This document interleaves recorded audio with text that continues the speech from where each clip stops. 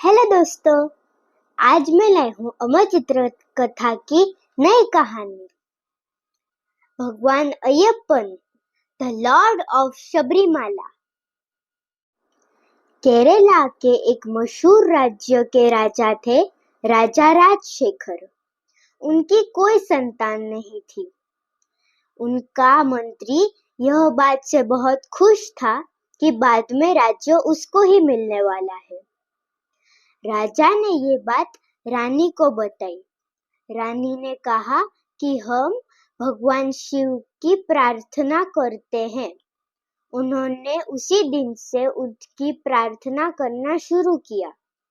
वह दूसरी ओर महिषासुर नाम का एक राक्षस ब्रह्मा जी का तप कर रहा था। ब्रह्मा जी ने उसको एक वरदान दिया। महिषासुर ने ये वरदान मांगा कि उसको कोई पुरुष हरा नहीं सकता। ब्रह्मा जी ने वरदान दे दिया। अभी महिषासुर सबको परेशान करने लगा। सारे लोग परेशान होकर देवता के पास प्रार्थना करने लगे। देवताओं ने चंडिका देवी से प्रार्थना की कि वह महिषासुर का वध करे। चंडिका देवी ने महिषासुर के साथ युद्ध किया और महिषासुर का वध किया। अब महिषासुर की पत्नी महिषी ने ब्रह्मा जी का तप किया और उनसे यह वरदान मांगा कि उसको विष्णु भगवान भी नहीं मार पाएंगे और न शिव भगवान मार पाएंगे। अब शिव भगवान, विष्णु भगवान जो भी मोहिनी स्वरूप में थे, उनको जाके कहा कि हमें एक संतान का सृजन करना होगा। शिव भगवान और मोहिनी स्वरूप ने एक संतान का सृजन किया और उसके गले में एक सोने की घंटी वाली एक माला पहना दी। शिव भगवान ने कहा कि हम ये संतान मेरे भक्त राजशेखर को प्रदान करेंगे। राजशेखर जब जंगल से गुजर रहे थे तभी उन्होंने ये संतान को देखा। तभी वहां एक ब्राह्मण आए। ब्राह्मण ने राजा शेखर को कहा कि आप ये संतान घर ले जाइए। तभी राजशेखर ने उनको पूछा कि ये संतान कौन है। ब्राह्मण ने कहा कि जब ये 12 साल का होगा तभी आपको पता चल जाएगा। फिर राजशेखर ने उनसे पूछा कि इसका नाम क्या रखे। ब्राह्मण ने उसको कहा कि उसके गले में सोने की कंठी वाली माला है, इसकी वजह से इसका नाम हम मणिकंठन रखते हैं। राजा मणिकंठन को महल ले गए। देखते ही देखते मणिकंठन 12 साल के हो गए और वो बहुत प्रभावशाली थे। उनसे मंत्री डर गया कि वो अभी राजा कभी नहीं बन पाएगा।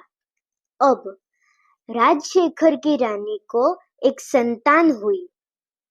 मंत्री ने रानी को कहा कि जब तक मणिकंठन है तब तक तुम्हारी संतान राजा नहीं बन पाएगी। रानी ने उनसे कहा कि आप जो बोलेंगे मैं करने को तैयार हूँ। मंत्री ने उससे कहा कि आप सर दर्द का नाटक कीजिए। मंत्री ने अपने पसंदीदा वैद्य से ये बुलवाया कि बाघिन के दूध से ही रानी का सर दर्द ठीक हो पाएगा। मणिकंठन जंगल में बाघिन का दूध ढूंढने चले गए। तभी उनका सामना महिषी से हुआ। मणिकंठन और महिषी के बीच युद्ध हुआ और मणिकंठन ने महिषी का वध किया। सारे भगवान प्रसन्न हुए और उन सब ने बाघिन का स्वरूप लिया। मणिकंठन बाघिन पर बैठ के वापस राज्य लौट आए। सारे लोग इतनी सारी बाघिन को देख के डर गए। तभी राजशेखर आए और आकाशवाणी हुई कि मणिकंठन स्वयं भगवान का रूप है। तभी राजशेखर भावुक होकर मणिकंठन से प्रार्थना की कि मेरी प्रजा इतने सारे बाघिन को देखकर डर गई है। आप कृपया उनको कह के सारी बाघिन को जंगल में भेज दीजिए। मणिकंठन पास आए और सारी बाघिन जंगल में चली गई। तभी राजशेखर ने कहा कि मैंने मंत्री और रानी की बातें सुन ली थी, आप उन्हें दंड दीजिए।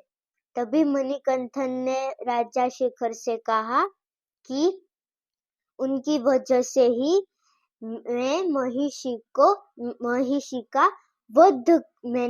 महिषी का वध किया और मेरा कार्य संपन्न हुआ। अब आप उनको माफ कर दीजिए, अब मुझे जाना होगा। तभी राजशेखर ने मणिकंठन से कहा कि मैं आपका मंदिर बनवाना चाहता हूँ। अब राजशेखर ने दुनिया का सबसे प्रसिद्ध मंदिर कहाँ बनवाया, कैसे बना, किसने बनाया, वो सब पढ़ने के लिए आपको पढ़नी पड़ेगी अमर चित्र कथा की अय्यप्पन किताब। Thank you.